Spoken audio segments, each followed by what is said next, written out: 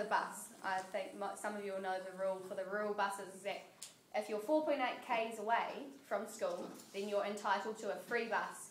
But because we've got municipal bus stops that go around in Kaiti, you have to be 2.4 kilometres away from them to be entitled, so that pretty much leaves Kaiti students paying the dollar. And so we have worked over for the last 4 weeks or so trying to organise this hikoi to stress to the Ministry of Education that we would either like to subsidise or just totally eliminate the bus fares. We've got key points that we want out of it. We want to streamline the buses so that, because Girls High, Boys High and Lytton, they all do the same route and they just go Kaiti Mall in the background down Tyndall and Owen, and they just do a little loop, and there's all these kids that live all the way up Einstein, all the way up Lyle Road, and these kids that are having to walk so far just to get to a bus stop in the morning. We've looked at statistics, and weekdays is another problem, and so we're thinking, why is that? The kids are having to already walk 10 minutes or so to get to the bus stop, and when they're at the bus stop, the buses don't always come on time. No shelters. And there's no shelters, so that is one of the big problems as well, that we're hoping to get bus shelters put in as like a sub thing off the attendance. Yeah. We also have gone and we've just found out that there's now the Wainui bus. They used to come from, they used to pick up kids from Whetstone Road, Murdoch Road and all that, and now we've just been told that from the start of next term, all those students are now going to have to walk on the 100k road and around to get to Kaiti Mall, and that's the closest bus stop they can get to. So they're now not being picked up from those Wainui buses. They now have to walk all the way, and there's a considerable, just from Lytton alone, we counted 34 students.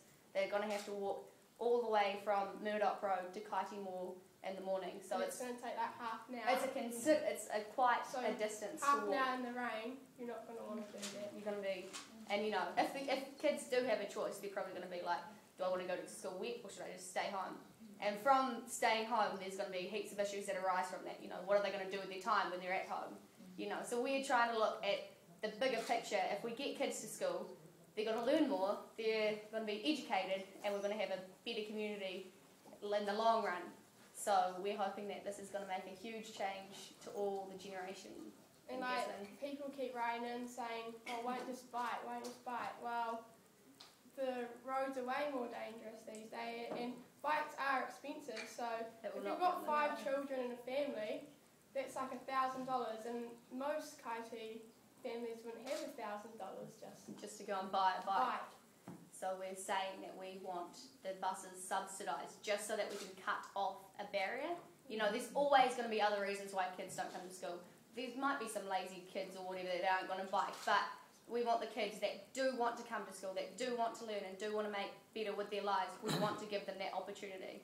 Yeah, like, we want to, like, we can't change everyone's, like, beliefs and values and attitudes around this, but we just want to, like, block out one barrier so we can say, well, we've blocked out that barrier, so why aren't you coming to school? Well done. Are there any questions that anyone wants to ask? I'm sure we have a very skilled up. I suppose, like, and I'm sorry. Got a question? What? You're sure? Yes. I've only got a few more years yet to put up with it. Congratulations. I have got a question. But I'm going to say something first. Congratulations.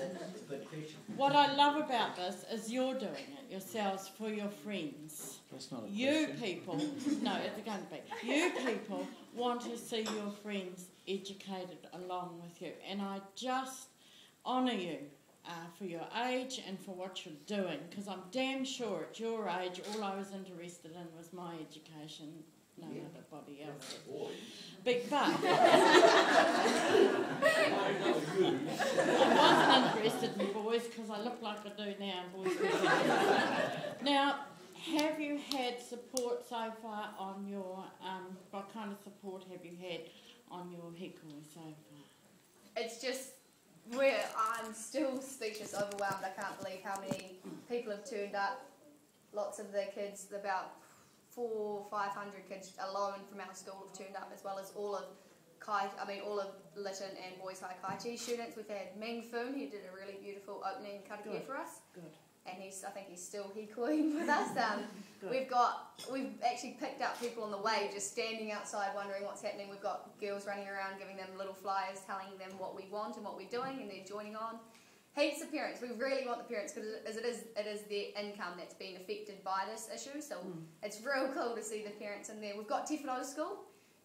We approached them because we thought, well, they're going to be the kids that are coming through to the high schools that are going to be affected by it. So we've got them involved too, and it's just absolutely amazing. Like, with the Kaiti community, like, they are all supportive of this, so they obviously want it to change, and if they didn't, they wouldn't turn up. But Kaiti is a huge help as well. They just kept asking, what can we do, what can we do? And they've done so much for us. So I think because... What do you say to an old bloke like me? And I include Councillor Medina and he said, we went to school on bikes, and I lived in Mangapapa, and I went to Ilminster and Boys High. Why, what, apart from cost? And I accept, what do you say to me? Road safety? We have to, The roads have got way more busier, more traffic. The amount of people that just have absolutely no patience for cyclists is quite large, and it's quite worrying as well, because there has been accidents in Gisborne, quite a few where kids, Georgia's been knocked off her bike, you know, it's such a common thing, and we're wanting safety. And to be, if I'm going to be truly honest, it's not the coolest thing to bike at the moment, you know, not many kids, and you know, that's what I'm saying, it's their attitude, that's their attitude, is that they're too cool. But if they will catch the bus and they will come to school catching the bus, we want that, because at least they're coming to school. I know I biked to school in like year 9 and 10, but then I started to get other commitments after school, so I'd be finishing like 6 and it'd be completely dark, so I'd have to bike to school to somewhere else and then to somewhere else, and then by that time my parents would be worried about me because it's dark and wouldn't have any lights. And plus people who will bike in Kaiti probably don't have very good road rules, like they would have needed to teach them all, and it's just heaps of hassle. If you look at all the major intersections that the Kaiti students have to get through as well, I mean, I biked all through intermediate, I got hit by a car, I got so many close calls as well, so that put me off biking to school. And Georgia is a proper cyclist. She goes to a cyclist group, so it's not just that she has a lack of road rules, it's just the safety issue. Traffic. This issue's really indicated a lack of foresight by our forefathers. Putting all the schools at one corner of town like that it's been a real error. But you shouldn't be paying the price for it. Yes. Who's the target of your action today? Is it the council or the Minister of Education or someone else? It's the big picture is the Ministry of Education, because it is their law that it comes to, but we want everyone to know, we're so happy that we've got One News and Te Kaiti doing stories, because we want everyone to realise that this is a big issue in Gisborne. It is something, and so I guess we're trying to protest to anyone that will listen to us, because the more people that know about it, the bigger the issue comes, and the more people that get told about it. So Anne Tolly said that she didn't think it was the ministry's responsibility.